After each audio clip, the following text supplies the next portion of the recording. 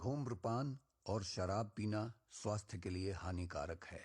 Smoking and drinking is injurious to health.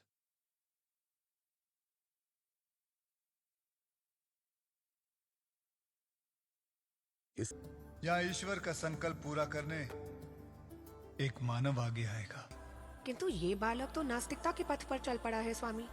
ये आपका भक्त कैसे बनेगा? इस सृष्टि में परिवर्तन सहज है देवी। बीज को देखकर ये कौन अनुमान लगा सकता है कि ये इतने बड़े वृक्ष में बदल जाएगा। ठीक उसी तरह बूंद को देखकर ये कौन जान सकता है कि सीप के मुंह में जाकर वह मोती बन जाएगा। महादेव, ईश्वर से संसार है और परिजनों से संस्कार है, ऐसा आप ही कहते हैं। जिसने दोनों ही त्याग दिया वो आपका सबसे बड़ा भक्त होगा। अवश्य होगा देवी। समुद्र का जल आकाश में उड़ता है, पर्वतों पर गिरता है, झरनों में उछलता है, नदियों में बहता है, सिर्फ समुद्र में लौटने के लिए।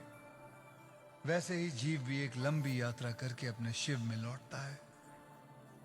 यात्रा के दुखों को सिर्फ में पुनर्जन्म लेना पड़ा। शिव पद की प्राप्ति से पहले जीव को पूर्ण रूप से शुद्ध होना ही पड़ता है देवी।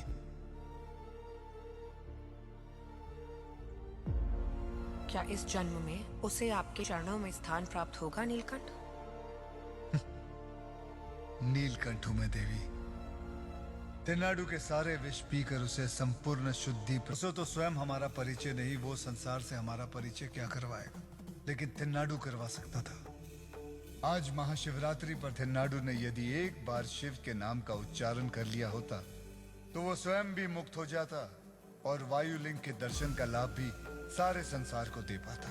तो क्या हम उसकी सहायता नहीं करेंगे मृत्युंजय? पत्नी का आदेश है, मानना तो होगा ही। किंतु तेनाडु कर्म से बंधा है भगवती, और उसे स्वयं ही उस कर्म को तोड़ना होगा।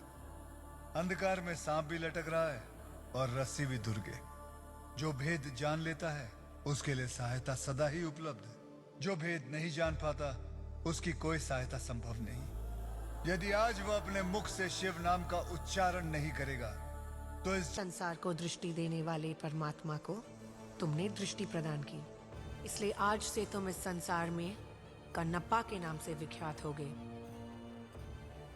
मैं प्रतीक्षा कर रहा था कि तुम कब मेरे सामने समर्पण करोगे, किंतु तुम्हारी अनन्य भक्ति ने आज मुझे तुम्हारे सम्मुख आने पर बाध्य कर दिया। आज से श्रीकालहस्ती क्षेत्र में प्रथम पूजा तुम्हारी, उसके बाद मेरी होगी।